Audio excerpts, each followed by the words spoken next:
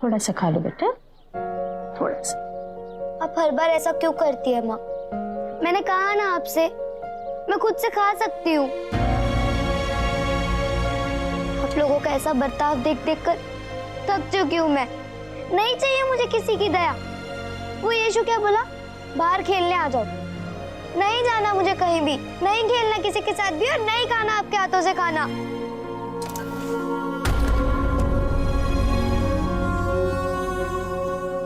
अचानक घुटन सी महसूस हो रही है,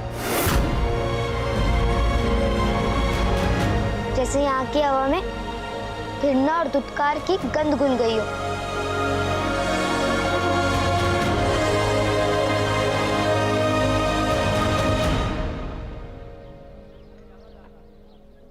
संतान नहीं, सपोला है ये, सपोला। इसके लिए कुछ भी कर लो, कुछ भी कर लो, लेकिन एहसान मानने की बजाय हमेशा जहर उगलती रहती है।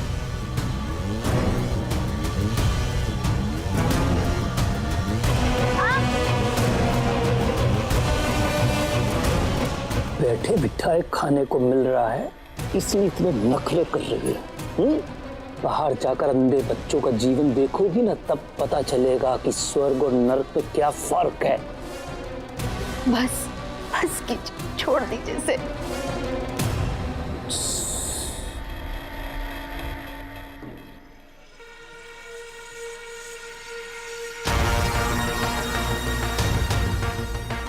मैं अगर तुम्हारी जगह होता ना, तो रोज अपने पिता से माफी मांगता। मुझे माफ कर दीजिए पिताजी, मेरी वजह से आपको इतनी तकलीफ उठानी पड़ रही है। तुम्हारे दुष्कर्मों की वजह से ईश्वर ने तुम्हें नेत्रहीन बनाया है, समझी? माफी मांगो उससे, माफी मांगो। बोलो, ईश्वर मुझे माफ कर दो, बोलो। और एहसान मानो अपने पिता का, जो इस घर में तुम्हें रहने के लिए जगह दी, समझी? नखरे बंद करो और चुपचाप खाना खाओ। खाना खाओ, खाओ।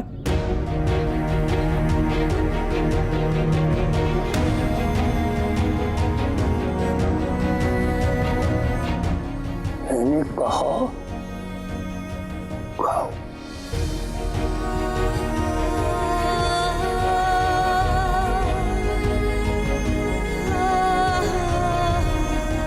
यीशु कहता है, अगर ईश्वर को मन में बसवा लो तो सारा डर खत्म हो जाता है।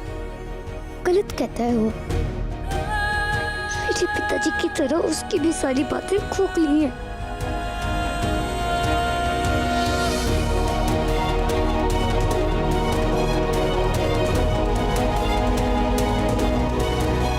आशा, मन्नू को भी खेलने के लिए बुला लाओ, मैं आता हूँ अभी। यशु, बेटा ये लो, तुमने जो कहा था मैंने बना दिया। धन्यवाद पिताजी। तुम्हें क्या लगता है निम्मा खेलने आएगी? बिल्कुल आएगी माँ, मैंने उसके लिए कुछ सोच रखा है। लेकिन इस डिब्बे में क्या है?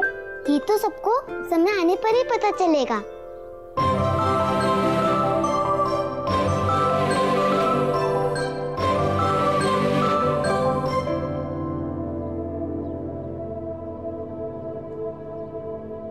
आपको याद है देवदूत ने क्या कहा था कि यीशु के हाथों से कोई भी चमत्कार ना हो पाए, वरना उसके लिए खतरा और भी बढ़ जाएगा।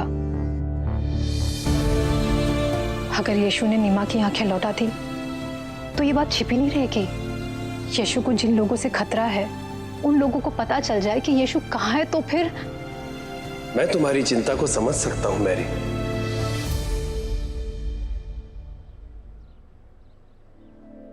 लेकिन अब यीशु बहुत ही बड़ी यात्रा के लिए आगे बढ़ रहा है, संसार का मसीहा बनने की यात्रा पर। और उसकी इस यात्रा में जो भी चुनौतियां आएंगी, यीशु स्वयं उसका सामना करने में सक्षम होगा, क्योंकि वो ईश्वर की संतान है। तुम दोनों हमेशा उसका सहारा बन के साथ रहना। देखना, यीशु एक दिन खुद अपनी राह बना लेगा, इसीलिए चिंता करने की कोई बात नहीं। ईश्वर पे भरोसा रखो और यीशु पर भी।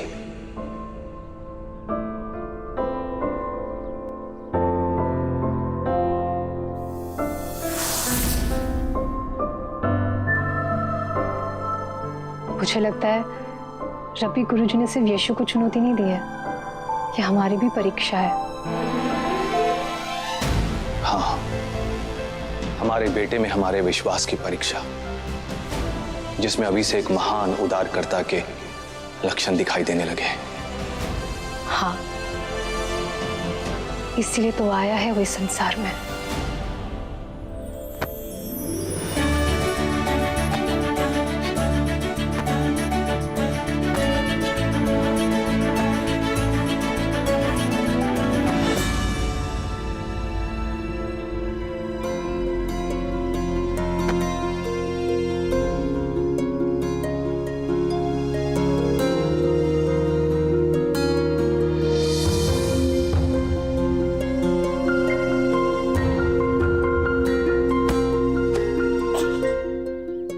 लगता है याकूब की जगह यीशु सबसे खराब खिलाड़ी घोषित होने वाला है।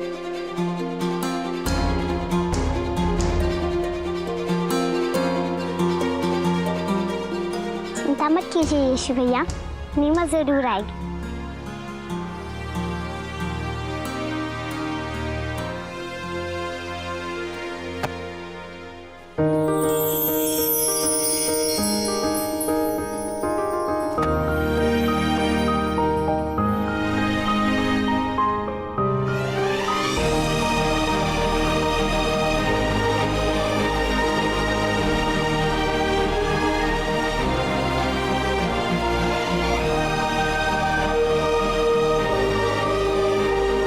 अरे यीशु भैया, गेंद फेंकिए। मैं यहाँ खेलने नहीं, सिर्फ टहलने आई हूँ।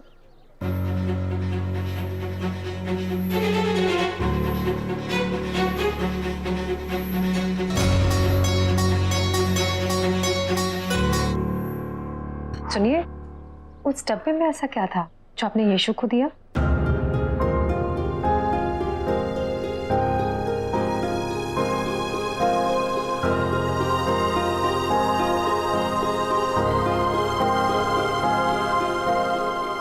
एक तरफ मेरे मन में यीशु के लिए चिंता है और दूसरी तरफ उसके लिए गर्व है।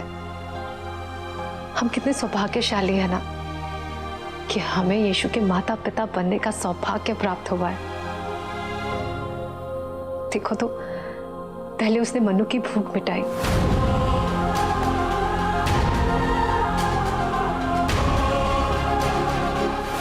फिर उसके पिताजी को सही रास्ता दिखाया। तो फिर क्या आप फिर से खिलौने बनाएंगे? जरूर बनाऊंगा, क्योंकि तुमने मेरी आंखें खोल दी है। और अब वो जो नीमा के लिए करने जा रहा है वो? माँ चलिए ना, घर चलते हैं।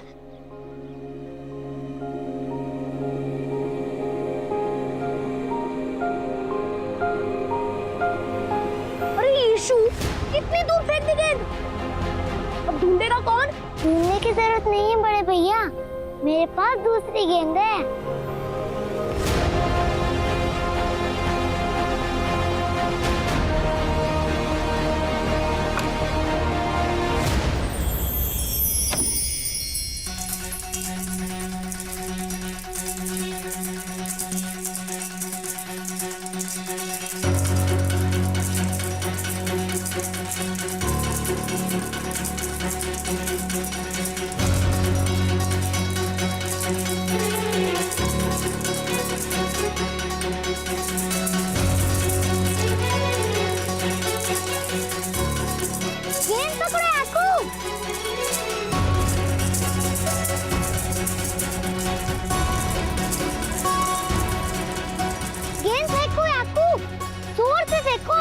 देखते हैं कितनी देर आवाज आती है।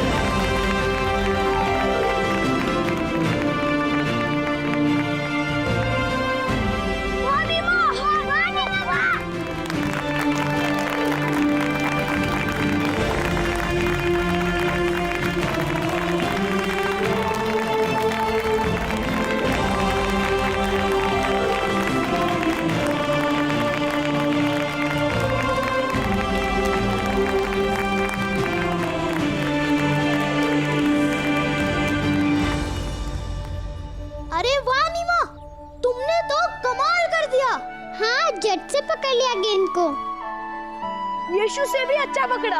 बड़े भैया सही कह रहे हैं।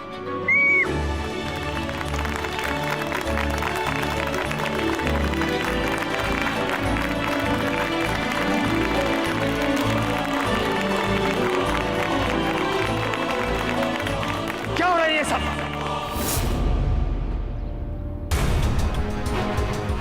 हाँ, क्या हो रहा है सब?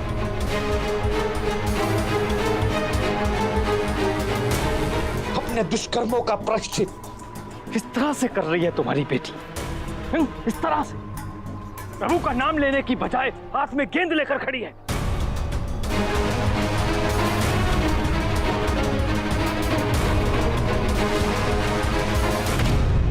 ऐसे खड़ी क्यों हो नीमा? जाओ खेलो। मैं भी तो देखूं एक लाचार लड़की खेल कैसे सकती है। और लगता है ईश्वर से अधिक तुम इस लड़के पर विश्वास करती हो कि ये तुम्हारी दृष्टि लौटा देगा। इसीलिए प्रभु का नाम लेने की बजाय तुम इसके साथ यहाँ गेंद खेलने चली आई।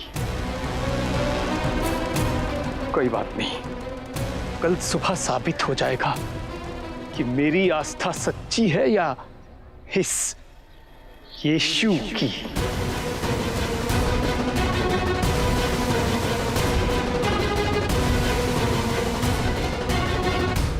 फिर जिंदगी भर रोती रहना कि पिताजी के कहने पर भी प्रभु का स्मरण नहीं किया।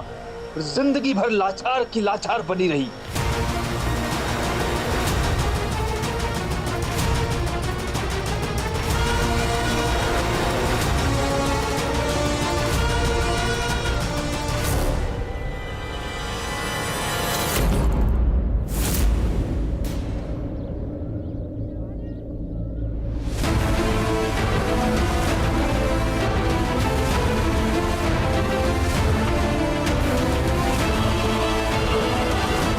करो इसे।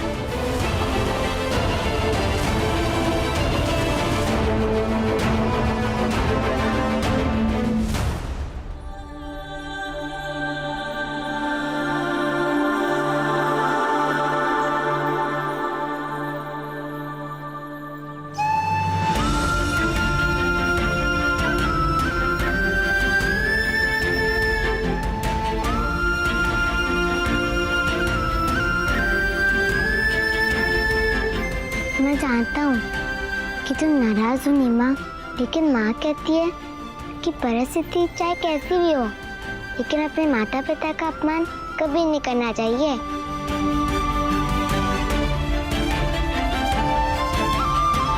अपने भीतर का सारा गुस्सा भूल जाओ नीमा, चाहे वो परमपिता परमेश्वर के लिए हो या फिर तुम्हारे पिताजी के लिए। फिर देखना क्या होता है।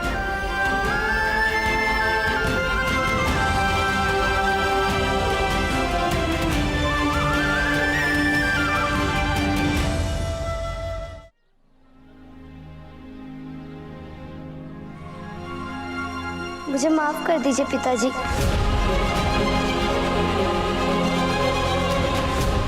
मुझसे गलती हो गई, मुझे ऐसा नहीं करना चाहिए था। मुझे माफ कर दीजिए।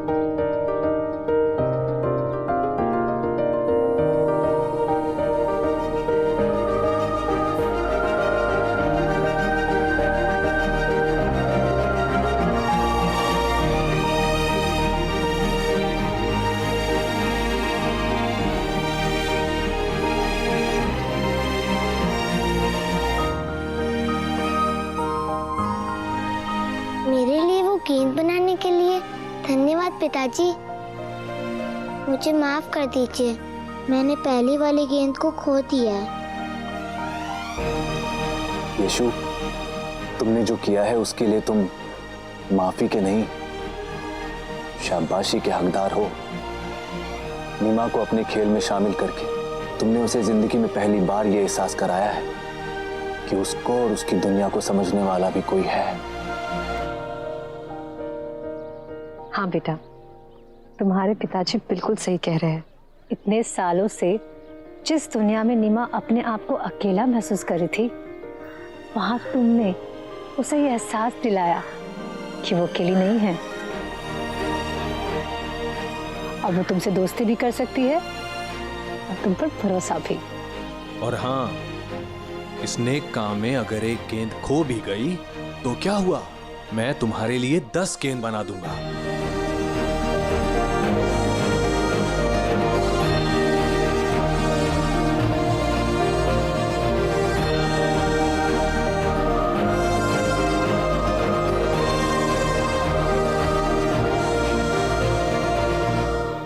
इतना खेलने के बाद फिर से भूख लग गई। घर चलें क्या? हाँ चलो।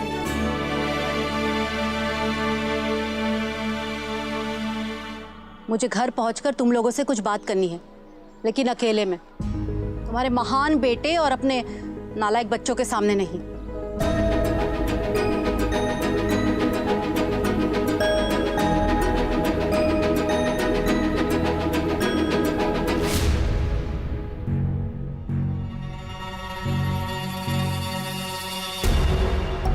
कहिए ना भाभी, आप क्या कहना चाहती?